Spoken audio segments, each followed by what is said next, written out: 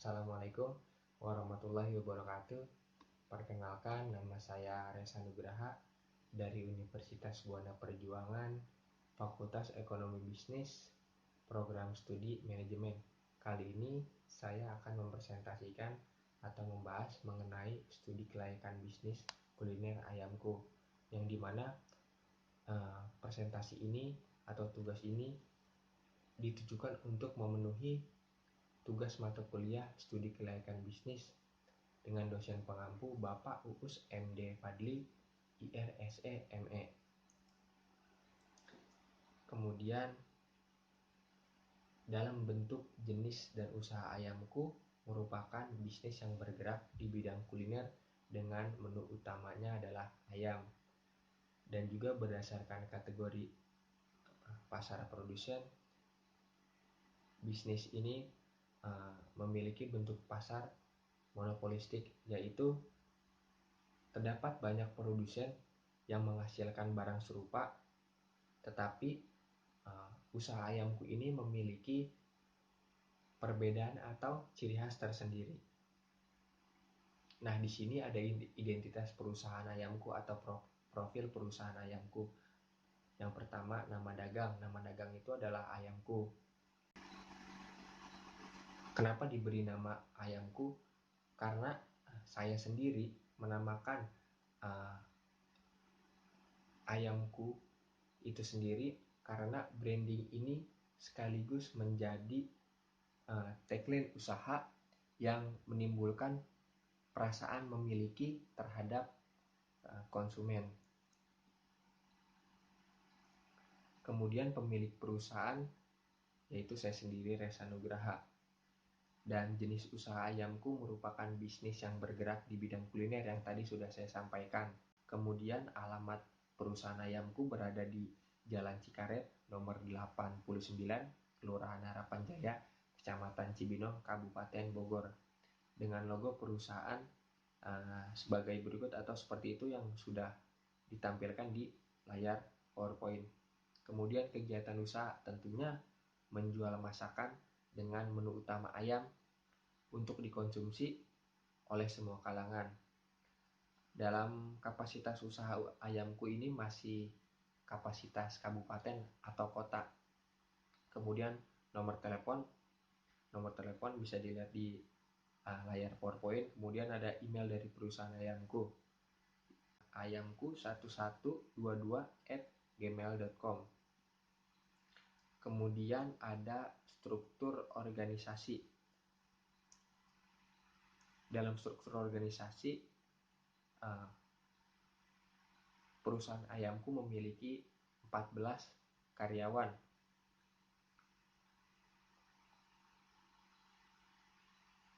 Yang dimana mempunyai posisi atau penempatan karyawannya masing-masing, yaitu ada pimpinan, ada chef, ada asisten chef, kasir, kepala gudang, karyawan gudang, kemudian waiters, kemudian karyawan cuci piring atau dishwasher, kemudian office boy, dan juga petugas keamanan.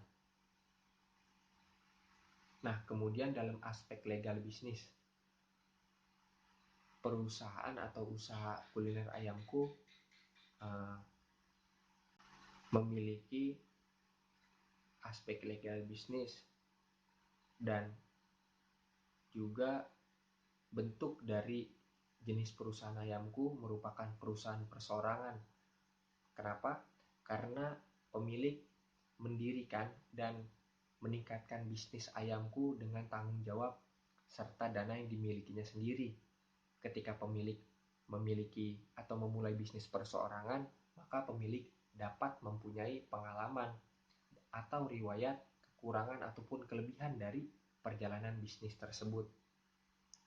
Kemudian izin-izin usaha.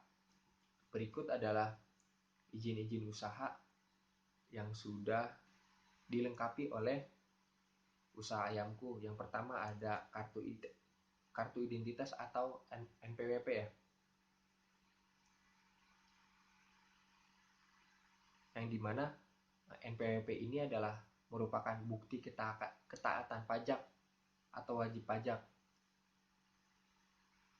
Dan kartu ini bisa dibuat di Dirjen Pajak setempat. Kemudian ada juga surat izin tempat usaha atau situ, yang dimana surat keterangan domisili yang berasal dari kelurahan atau kecamatan setempat, yang berisikan verifikasi bahwa lokasi usaha adalah benar dimiliki oleh usaha atau kuliner ayamku, serta berkepemilikan atau bersertifikat yang sah. Kemudian ada izin usaha SLS, surat laik sehat. Nah, surat laik sehat ini diperlukan untuk melindungi masyarakat dari makanan dan minuman yang tidak memenuhi persyaratan higienis sanitasi yang dikelola rumah makan dan restoran agar tidak membahayakan kesehatan. Kemudian ada surat izin perdagangan atau SIUP.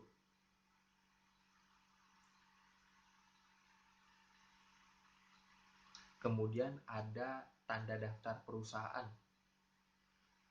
Nah, tanda daftar perusahaan ini bisa mengurus di kantor pelayanan terpadu satu pintu. Dan ini merupakan tanda bukti bagi usaha ayamku apabila perusahaan atau perusahaan ayamku telah melakukan pendaftaran perusahaan.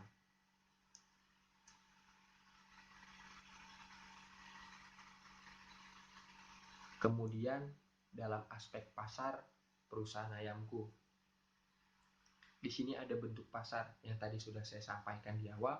Bentuk pasar dari ayamku berdasarkan kategori pasar produsen. Bisnis ini memiliki bentuk pasar persaingan monopolistik. Kemudian yang kedua, mengukur dan meramal permintaan dan penawaran. Nah, dalam hal ini dibutuhkan suatu analisa untuk mengetahui respon dari masyarakat. Dengan begitu, dengan menganalisis permintaan dan penawaran adalah upaya bagi usaha ayamku untuk mencari respon dari produk yang dipasarkan. Dalam hal peramalan daripada permintaan ayamku, ini sangat terkait pada hari kerja. Dikatakan seperti itu karena sebagian besar dari pelanggan ayamku adalah pesekolah, para pekerja, dan juga masyarakat sekitar lokasi usaha.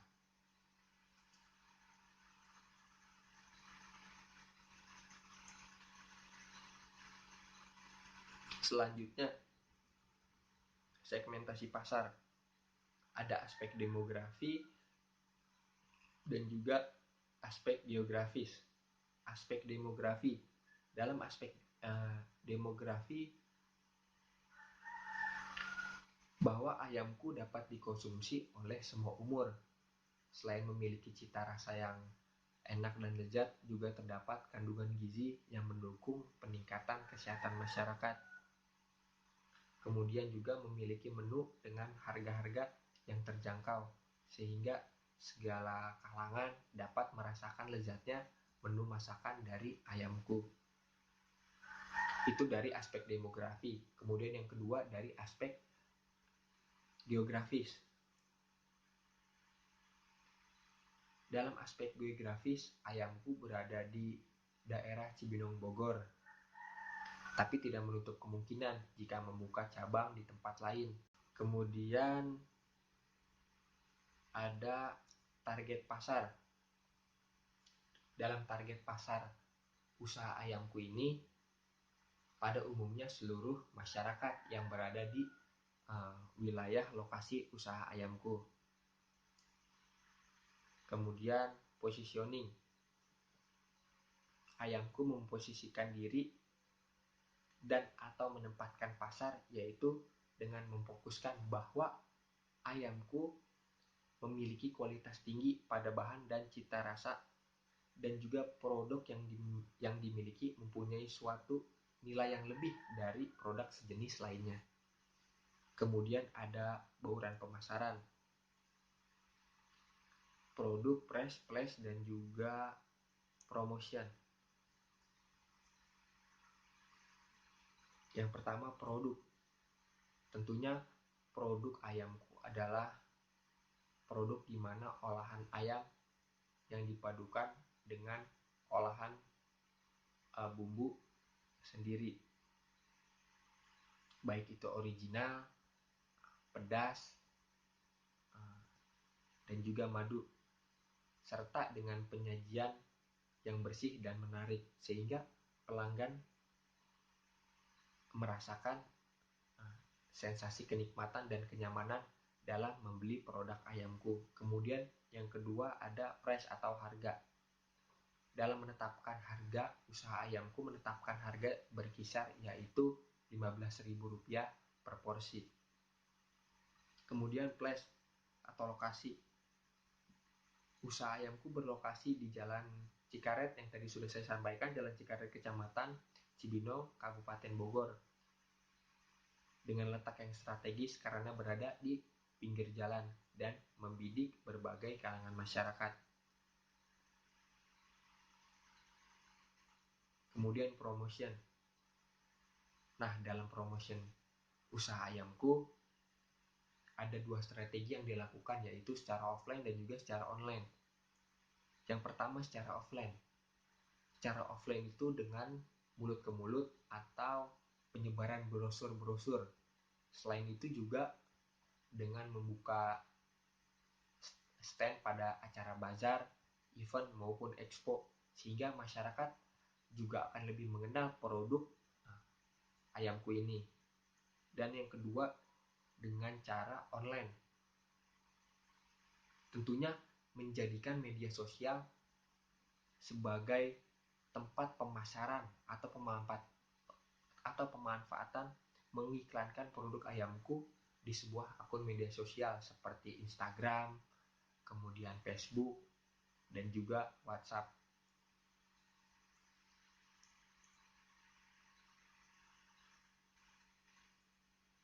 Kemudian peluang pasar. Dengan usaha ayamku ini mempunyai peluang yang besar di pasaran, mengingat belum ada perusahaan yang selengkap ini di daerah Cibinong. Karena dilihat dari studi kelayakan bisnis, usaha ini memenuhi syarat berbagai aspek. Nah, kemudian di sini ada ramalan penjualan.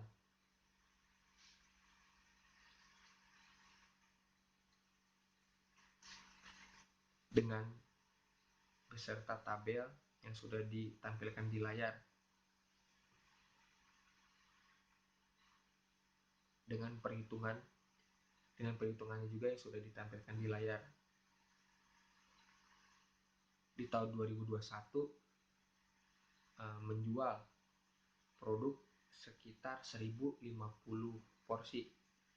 Kemudian di tahun 2022 1100 porsi. Kemudian di tahun 2023 1150 porsi, dan di 2024 1200 porsi, dan juga di tahun 2025 1250 porsi. Kemudian aspek teknis usaha ayamku ada cakupan produksi atau operasi.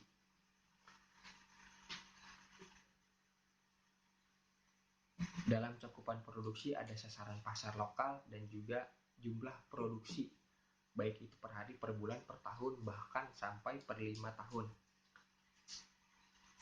Sasaran pasar lokal yang pertama, produk yang ditawarkan oleh ayamku adalah ditujukan untuk semua kalangan masyarakat umum, serta para pelajar dengan harga yang relatif cukup terjangkau, serta juga dengan melayani sepenuh hati kepada para konsumen agar konsumen tidak beralih atau tidak pindah ke pesaing.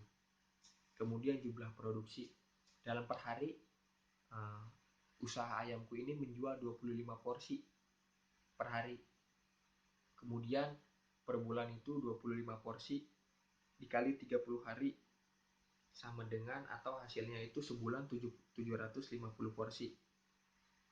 Terus untuk per tahun itu adalah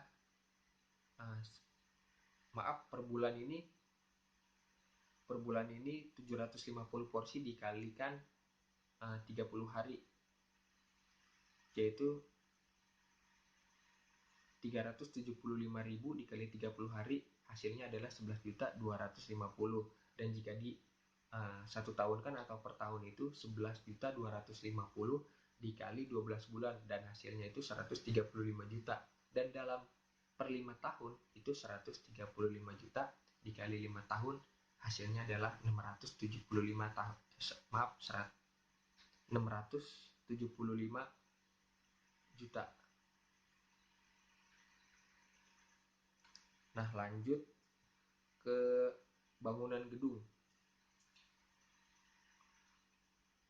Usaha ayamku dibangun di atas tanah seluas 200 meter persegi dengan bangunan utama seluas 120 meter. Sudah termasuk gudang dengan luas sisanya adalah untuk area parkir. Dan di sini ada denah lokasi bangunan usaha ayamku. Ada penerimaan bahan baku, pengolahan penyimpanan, dapur, kasir, kantor, area parkir, area tempat makan, dan juga toilet dan musola. Kemudian peralatan yang dibutuhkan untuk usaha ayamku ada peralatan produksi, kantor, dan peralatan pendukung. Sudah saya tampilkan juga di PowerPoint-nya. Peralatan produksi ada kompor gas, tabung gas, dan beberapa peralatan atau perlengkapan lainnya. Di sini sudah ada keterangan per harga atau per unitnya. Kemudian juga untuk perlengkapan kantornya ada meja kantor yang dibutuhkan 2 unit dan lain sebagainya. Sudah ada keterangan juga mengenai harga maupun totalnya. Dan untuk peralatan pendukungnya itu adalah motor. Motor di sini untuk membeli kebutuhan dapur usaha ayamku atau bahan-bahan yang dibutuhkan oleh usaha ayamku.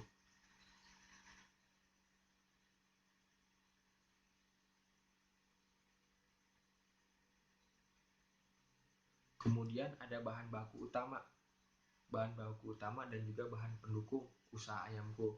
Ada ayam, tepung terigu, bawang putih, dan lain sebagainya. Kemudian dalam penyediaan bahan baku usaha ayamku, persediaan bahan baku usaha ayamku diperoleh dari agen atau supplier dengan permintaan kebutuhan produksi setiap harinya dan atau setiap minggunya. Dan dalam pembelian bahan baku ada yang diantar oleh agen atau supplier, ada juga yang dibeli sendiri di pasar. Nah, kemudian di sini ada proses produksi usaha ayamku. Dalam tahapan produksi usaha ayamku adalah sebagai berikut. Yang pertama, bahan baku diterima di penerimaan barang. Kemudian yang kedua, bahan baku diolah untuk dibuat. Dan dalam pembuatan produk ini terdapat bahan-bahan yang nantinya disiapkan masing-masing tersebut bahannya. Ada bahan baku utamanya itu 1,5 ekor ayam yang dipotong, 1 ekor ayam di sini ya, dipotong menjadi 4 bagian dan seterusnya. Dan juga di sini ada bahan pencelup ya. Dan ini dicampurkan sampai aduk merata. Kemudian ada bahan saus. Di sini sudah ditampilkan juga. Dan kemudian dalam membuat ayam goreng ayamku sudah dijelaskan juga. Yang pertama, lumuri ayam dengan bawang putih, garam, dan merica bubuk dan didiamkan selama 15 menit. Kemudian dilapisi atau campur tepung terigu, baking powder, garam, dan merica bubuk. Aduk hingga merata. Celup ayam di dalam pencelup, gulingkan di atas pelapis, cubit-cubit hingga keriting. Kemudian goreng dalam minyak yang sudah dipanaskan sampai matang, dan seterusnya. Nah, dalam kebutuhan tenaga kerja usaha ayamku ini membutuhkan 14, yang termasuk pimpinan, chef, asisten chef, kepala gudang, karyawan gudang, pelayan, kasir, petugas cuci piring, dan petugas keamanan. Nah, di sini ada siklus produksi setiap harinya. Yang pertama itu adalah ketika pembeli memesan, pesanan itu disiapkan oleh karyawan usaha ayamku sebelum dibuat. Pastinya dari tim supply menyiapkan bahan-bahan apa saja yang dibutuhkan untuk disiapkan. Nah, kemudian tagihan pembelian dari konsumen itu diberikan, kemudian pembeli membayar. Setelah pembeli membayar, pesanan diantar dan kemudian pembeli memakan. Nah,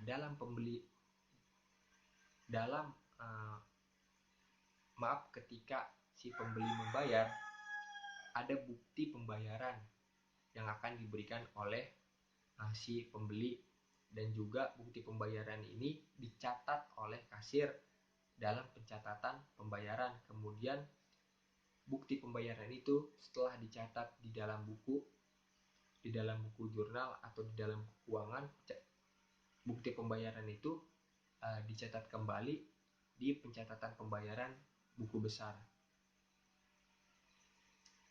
Kemudian ada aspek finansial.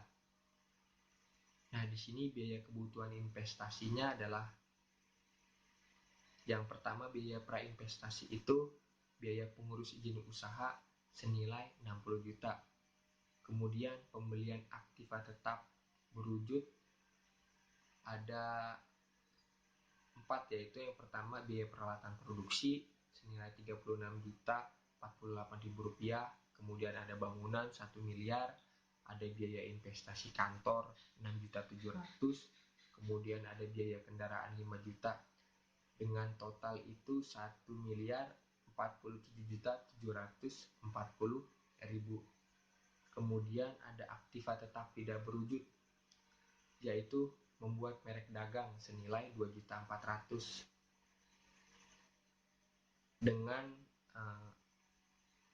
total yang tadi 1 miliar itu ditambahkan dengan 2 juta, yang hasilnya adalah 1.050.148.000. Dan di sini ada yang namanya penyusutan. Dalam perhitungannya di sini adalah sebagai berikut. Dengan rumus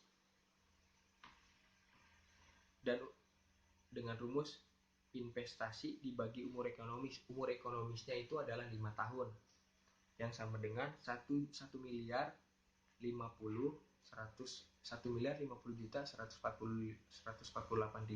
dibagi 5 tahun, dan hasilnya itu adalah 210.029.600. Itu adalah penyusutan.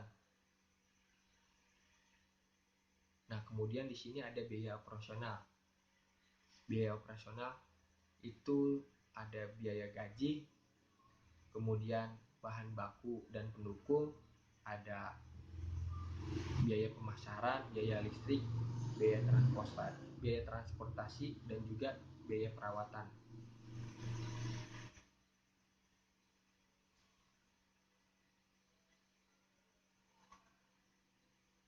Di sini ada rumus aliran kas masuk jika menggunakan modal pinjaman adalah kas masuk bersih sama dengan EF ditambah penyusutan ditambah bunga dalam kurung 1 tak, sehingga aliran kas masuknya adalah senilai 371.726.300 rupiah ditambah 210 juta. Ini 210 juta ini biaya penyusutan, kemudian ada bunganya itu adalah 100 juta. Dengan total hasilnya itu 631.755.900 rupiah. Dan di sini ada tabel atau laporan laba rugi yang sudah ditampilkan di layar. Kemudian arus cash flow. Perhitungan arus cash, kebutuhan investasi tadi adalah senilai 1 miliar sekian dengan modal pinjaman 500 juta. dan juga dengan bunga bank itu adalah 50%. 50% itu hasilnya adalah 100 juta. Sehingga estimasi laporan laba rugi dibuat sebagai berikut. Dan penempatan dalam perhitungan di sini diambil dari data tahun 2025 sebanyak 1.250 porsi. Dan di sini sebagai contoh perhitungan bisa dilihat di layar PowerPoint.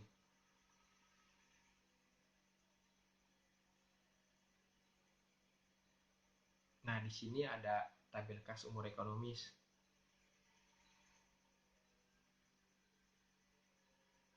Di tahun 2021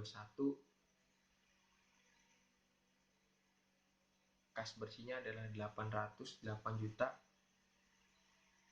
35.500. Begitupun di tahun 2023, 2022, 2023, 2024, 2025 bisa dilihat di layar PowerPoint. Dengan total kas bersihnya adalah senilai 2.456.324.769 rupiah. Nah, kemudian dalam studi kelayakan bisnis ada penilaian kelayakan investasi.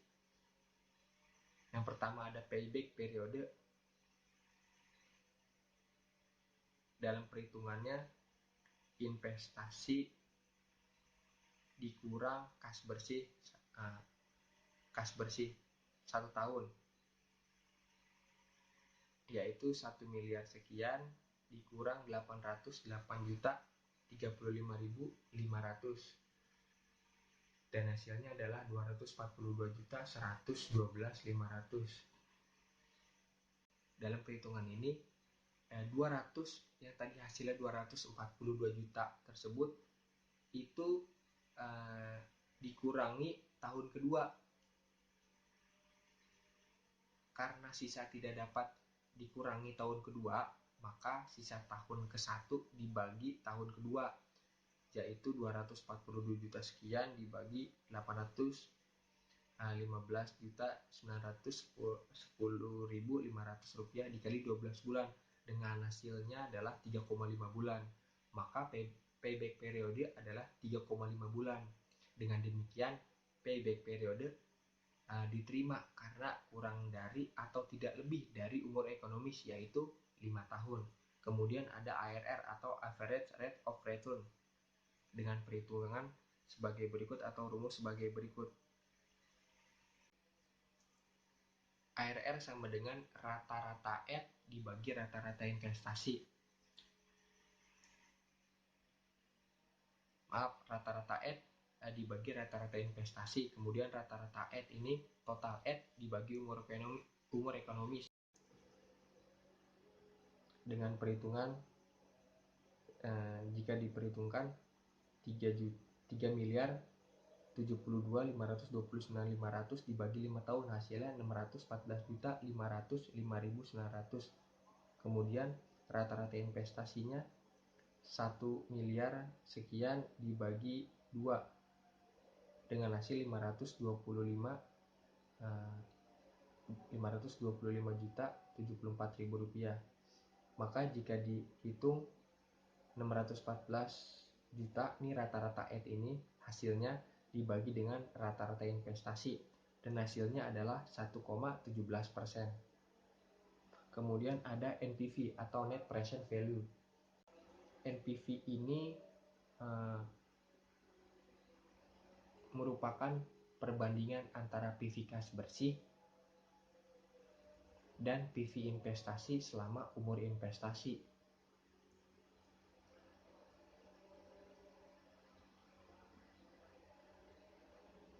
Nah, dalam perhitungannya total PV kas bersih ini 2 miliar sekian dikurang dengan investasi 1 miliar sekian dengan hasilnya 1 miliar 406.176.769 rupiah.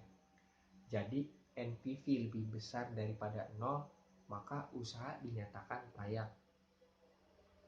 Kemudian ada Internal Rate of Return atau IRR.